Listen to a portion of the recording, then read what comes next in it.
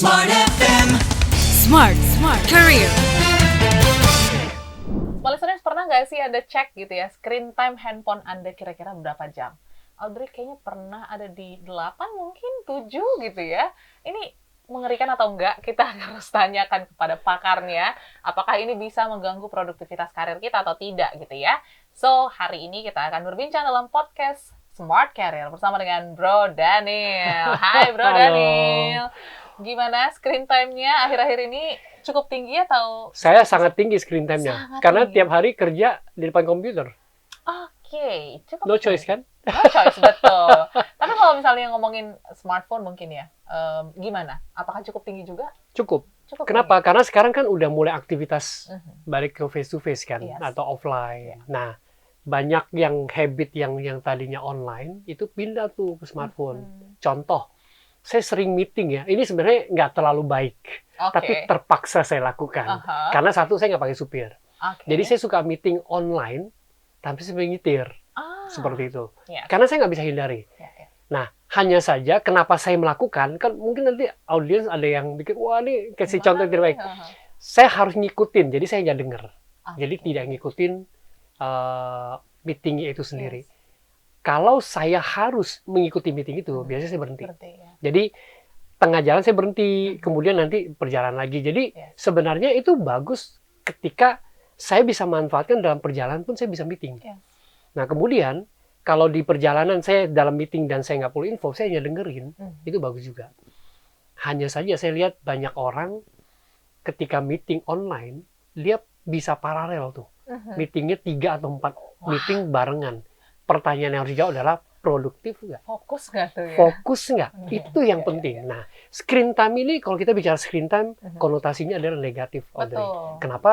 Karena kita menghabiskan waktu kita di depan layar kita tanpa memikirkan produktivitas kita. Nah, yang harus kita pikir adalah produktivitas kita. Itu produktif nggak? Yes. Kayak gitu. Oke. Pertanyaan besarnya produktif tidak gitu ya. So ini menjadi pertanyaan juga untuk kita small listeners yang mungkin pas lagi denger ini gitu ya langsung ngecek screen time. Oh kayaknya cukup tinggi nih Ya. Bro Daniel gitu ya.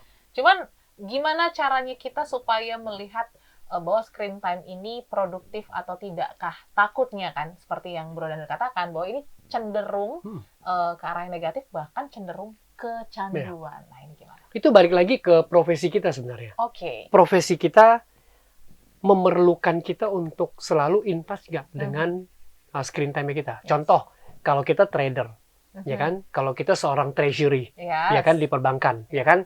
Kita yang main saham, udah pasti punya screen time tinggi sekali. Betul. Dan itu memang pekerjaannya dia. Yang paling simpel lah, tukang ojek. Oke. Ya kan? Dia pasti liatin. Kalau dia nggak liatin bahaya kan? Nggak dapat Bahkan order. sambil jalan pun dia liatin Betul. handphone supaya arah tujuannya bener kan? Masnya benar, ya. Nah, yang membedakan kita adalah apakah itu membantu pekerjaan kita atau enggak.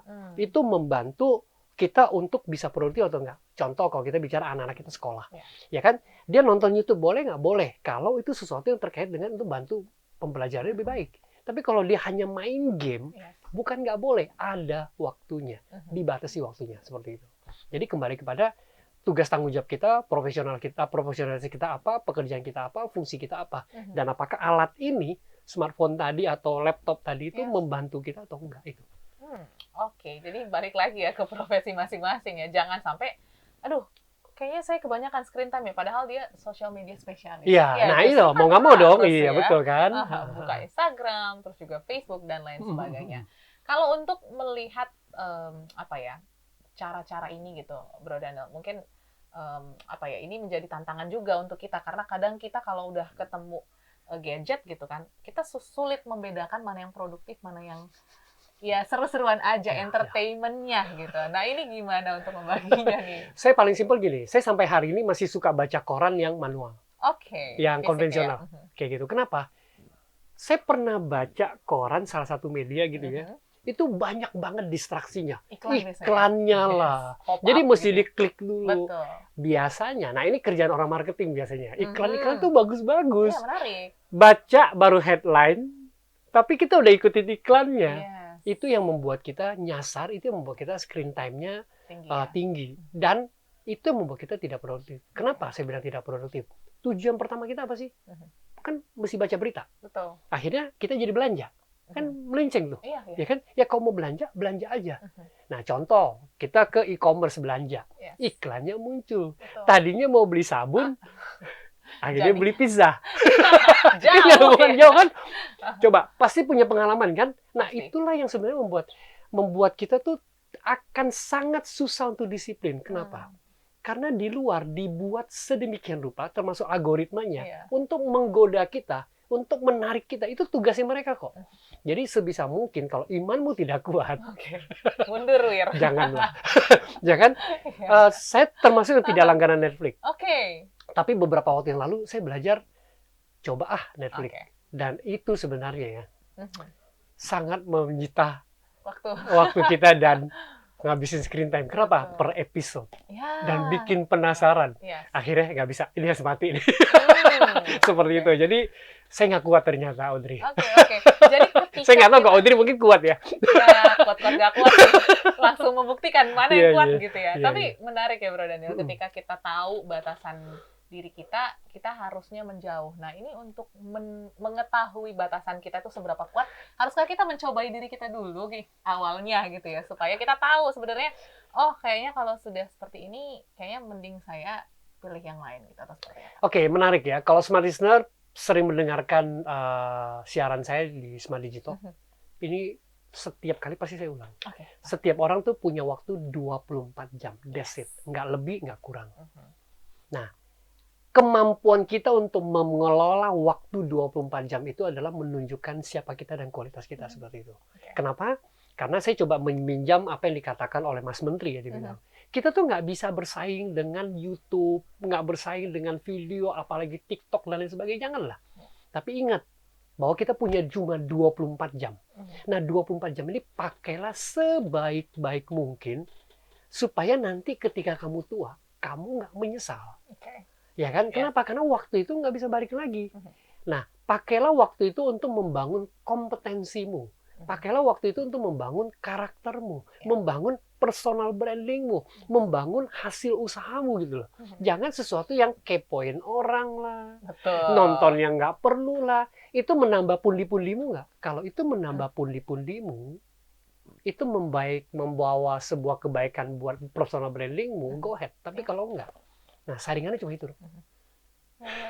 Karena ya kayak tadi Bro Daniel katakan, mungkin kalau aplikasi Netflix sama Bro Daniel itu nggak works, mungkin beberapa Saya berhentiin. Iya, beberapa reviewer film ya harus nonton dari Netflix dan itu Ya, screen karena itu time tugasnya mereka. dia. Betul.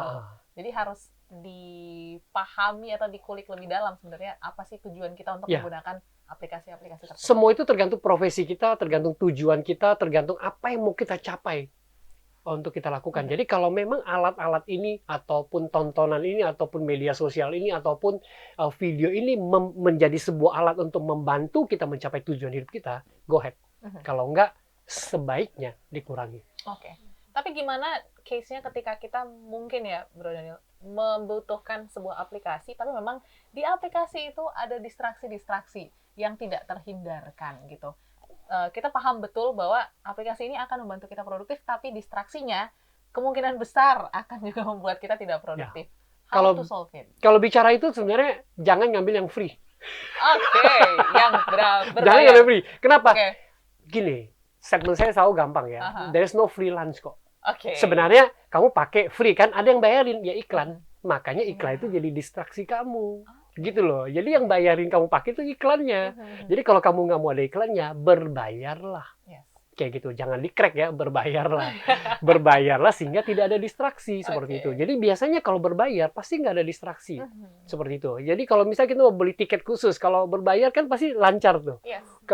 Kalau yang tidak, yang gratis-gratis itu kan pasti distraksi banyak, nanti tawaran ini segala macam. Betul. Ya kan, contoh kalau kita ke mall deh, ada yang ngasih hadiah. Itu distraksi sebenarnya, karena Yes. kita dapet gratis. Terus kalau gratis mau langsung lewat, nggak bisa, duduk dulu kan. Iya, Ngobrol dulu. Nah betul. itu kan distraksi. Betul. Ngambil waktu kita yang 24 jam tadi kan, itu sih Audrey. Oke, ini satu hal yang mungkin kita nggak pernah Yes, pikirkan nggak pernah lebih aware. dalam gitu ya, karena ngerasa kayak, duh kayaknya akan rugi gitu. Tapi sebenarnya ini merupakan satu cara untuk kita mengurangi distraksi tadi. Betul, karena itu akan rugi banget. Dia mengambil waktu-waktu produktif kita sebenarnya. Contoh, ada satu aplikasi, kita nggak usah nyebut brand lah ya, Yes. untuk bikin video.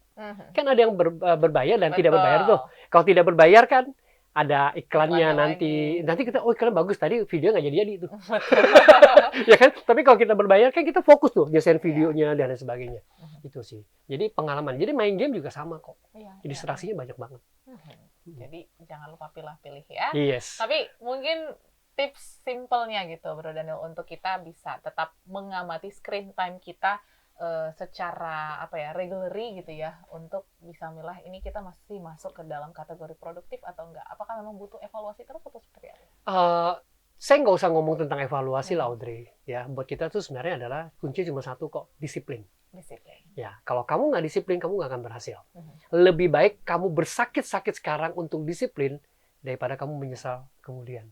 Dan percayalah, distraksi itu akan mengambil begitu banyak waktu produktif kita. Kenapa? Karena waktu kita melakukan screen time, itu waktu kita lagi seger-segernya sebenarnya. Betul. Nggak mungkin kan lagi ngantuk. Ya. Nggak mungkin kan lagi tidur gitu kan. Nah, orang bilang mungkin tidur ya. Oh, tidur itu penting banget. Tidur itu adalah jam yang paling baik untuk kita mengisi energi kita dan juga brainnya kita sebenarnya. Makanya kita sarankan baca buku. Nah, kalau kita mengisi dengan yang distraksi, itu akan ke bawah sama kita tuh. Jadi hal-hal yang kurang baik itu akan mengisi ke alam di bawah sadar kita. Dan sebenarnya itu kurang menarik. Ya. Jadi saran saya adalah disiplin. Kalau kita bisa disiplin dengan waktu yang kita punya, kita pasti akan berhasil. Cuma itu aja. Oke, dan juga sadari ya bahwa pekerjaan kita itu seperti apa jenisnya, dan mungkin kita bisa memilah-milah aplikasi-aplikasi ataupun ya platform apa yang membantu kita. Benar, karena disiplin itu kan sebenarnya relate kepada apa yang mau kita disiplinkan. Misalnya saya olahraga, saya disiplin olahraga. Tidak sambil main handphone ketika olahraga, ya kan? Oke, saya disiplin sebagai seorang siswa, mahasiswa, ataupun seorang pelajar, ataupun seorang pekerja.